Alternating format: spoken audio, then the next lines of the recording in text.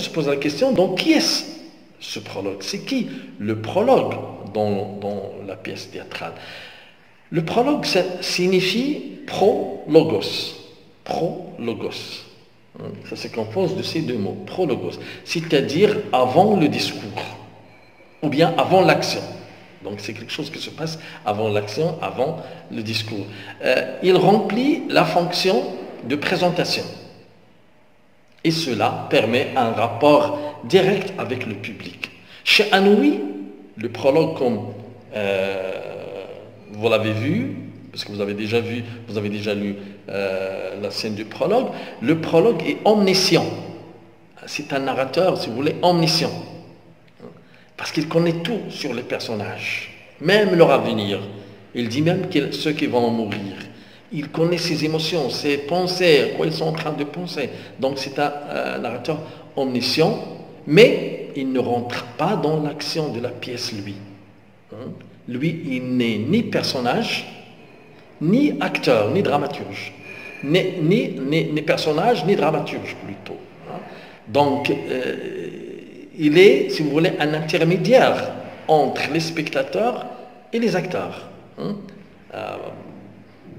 Parfois, donc, en présentant, il dit, donc, vous voyez, ces personnages vont vous présenter. Donc, ces personnages vont vous présenter, ou bien vont vous jouer l'histoire d'Antigone. Donc, il présente les personnages et il présente leur rôle. Qu'est-ce qu'ils vont faire, en disant, par exemple, et maintenant que vous les connaissez tous, ils vont pouvoir vous jouer leur histoire. Et maintenant qu'après les avoir présentés, il dit, maintenant que vous les connaissez tous, ils vont vous présenter, ils vont vous jouer leur histoire. Donc, en présentant les personnages, il montre au public qui ne fait pas partie de l'histoire, qui ne participera pas au déroulement de l'histoire, mais qu'il joue ce rôle-là de présentation. Mais en même temps, il implique le public en utilisant le pronom personnel vous.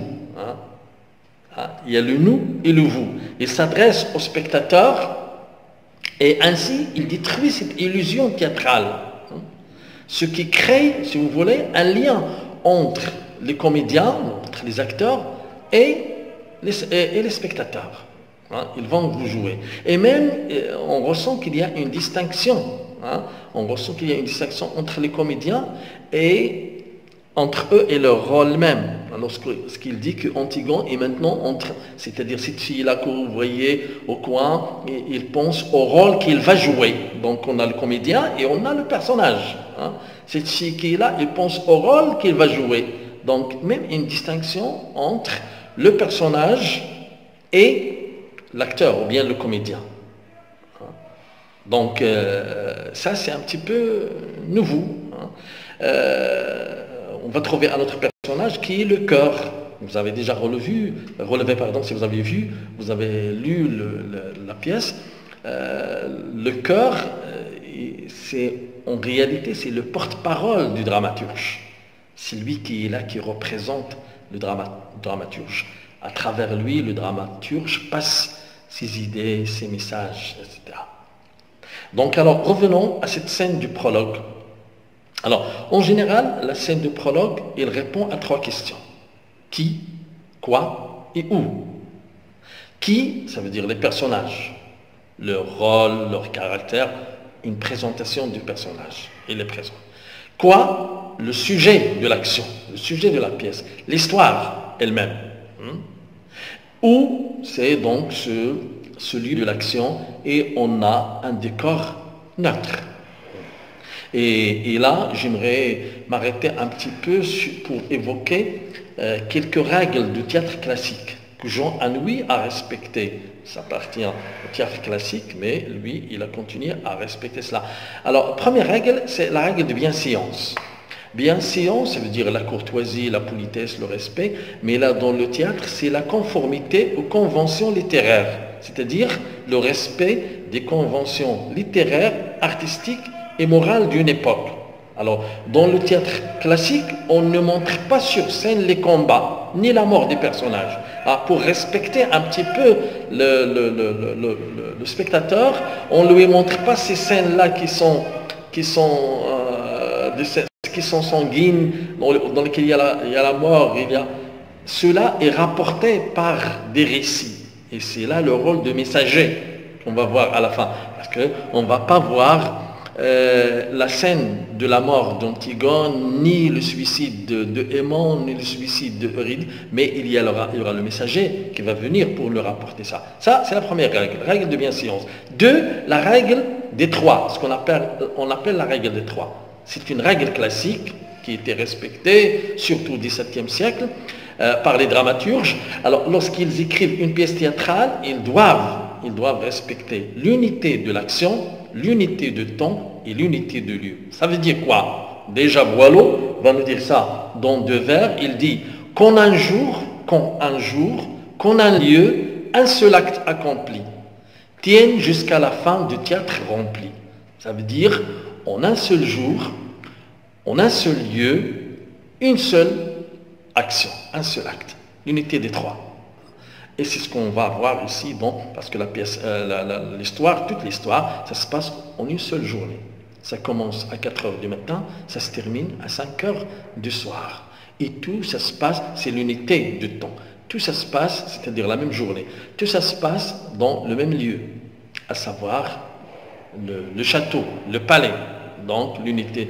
Et la même action, c'est donc cette action, c'est ce face-à-face entre Créon et Antigone. 3e unité, c'est la vraisemblance. Ça veut dire que le caractère de ce qui est raconté doit être crédible. Hein? Il doit sembler vrai. C'est-à-dire, l'histoire doit être considérée comme quelque chose d'envisageable qui peut y avoir lieu. D'accord. Bien, maintenant, à travers la scène d'exposition, on comprend que le registre qui est utilisé, il s'agira d'une tragédie. À travers donc la scène d'exposition. Hein. Et il s'agira d'une tragédie, comme on l'a dit. C'est quoi la tragédie? C'est une pièce théâtrale où les actions présentent un caractère passionnel et qui se termine en généralement mal. On va voir, donc, c'est une histoire qui se terminera avec la mort. 3 suicides. Hein, avec des passions et qui se terminent mal. C'est là la tragédie, et cela, on le comprend dès le début. Bon, maintenant, comment les personnages ont été présentés dans la pièce?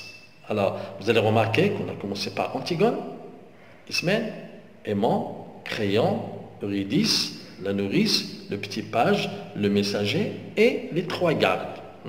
C'est-à-dire un ordre dans lequel on a respecté l'approche familiale. C'est-à-dire ceux qui sont plus proches d'Antigone jusqu'à ceux qui sont loin, de Ismène jusqu'à les gardes.